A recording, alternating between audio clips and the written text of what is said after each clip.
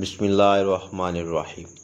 حضرت عبداللہ بن مسعود رضی اللہ عنہ سے مروی ہے کہ حضرت محمد صلی اللہ علیہ وآلہ وسلم نے ارشاد فرمایا کہ جنت میں سب سے آخر میں داخل ہونے والے شخص کا حال یہ ہوگا کہ وہ گرتا پڑتا چل رہا ہوگا اور جہنم کی آگ اسے جھلسا رہی ہوگی۔ بالآخر جب وہ جہنم سے وہ مشکل نکل پائے گا تو جہنم کی طرف دیکھ کر بے اختیار کہے گا، وہ ذات بڑی بابرکت ہے جس نے مجھے تجھ جہنم سے نجات عطا فرمائی، اور بے شک اللہ تعالیٰ مجھے وہ نعمت بخشی ہے جو اولین و آخرین میں سے کسی کو بھی عطا نہیں کی گئی۔ پھر اس کے سامنے ایک درخت ظاہر ہوگا تو وہ عرض کرے گا، اے رب کریم، آپ مجھے اس درخت کے قریب کر دیجئے تاکہ میں اس کے سایہ میں بیٹھوں اور اس کے پانی سے پیاس بجھاؤں۔ اس پر اللہ تعالیٰ فرمائے گا کہ اے آدمی، اگر میں تیری مراد پوری کر دوں تو کچھ اور مانگے گا؟ وہ شخص کہے گا، نہیں پروردگار، اور مزید سوال نہیں کرنے کا پختہ وعدہ کرے گا۔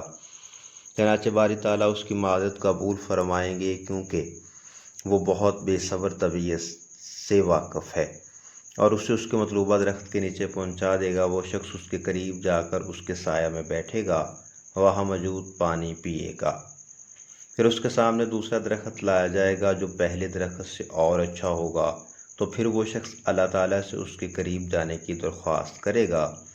اللہ تعالیٰ فرمائے گا کہ اے آدمی، کیا تو نے کچھ اور سوال نہ کرنے کا عہد نہیں کیا تھا؟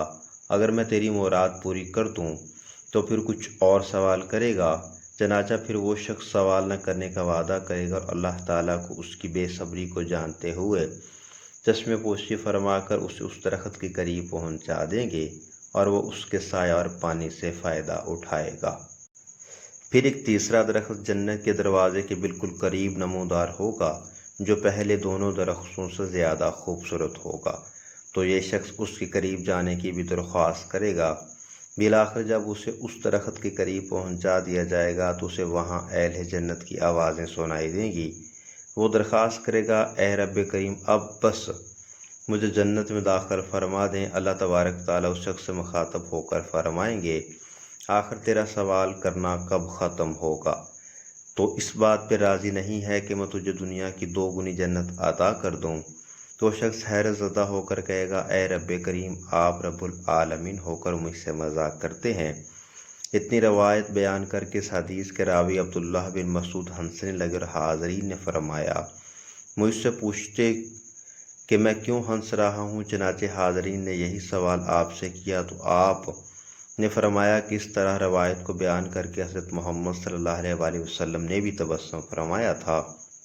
جب صحابہ نے آپ صلی اللہ علیہ وآلہ وسلم سے اس کی وجہ پوچھی تو آپ صلی اللہ علیہ وآلہ وسلم نے فرمایا تھا کہ رب العالمین کے ہنسنے کی وجہ سے ہنس رہا ہوں، کیونکہ جب وہ بندہ یہ عرض کرے گا کہ اللہ رب العالمین ہو کر مجھ سے مذاق کر رہے ہیں، تو رب العالمین فرمائے گا کہ میں تجھ سے مذاق نہیں کر رہا، بلکہ جس چیز کو چاہوں اس کو پورا کرنے پر قادر ہیں۔ تو چنانچہ اللہ تعالیٰ اس کو جنت عطا کر دیں گے۔ ماشاءاللہ، اس واقعہ میں سب سے آخر میں جہنم سے نکلنے والے انسان کے لیے انعامات کا اعلان کیا جا رہا ہے۔ اللہ تعالیٰ ہم سب کو بھی اس جنت میں جگہ عطا فرمائیں، جہنم سے نجات دلائیں، اور اللہ تعالیٰ ہم سب کو نیک اعمال کی توفیق عطا فرمائیں۔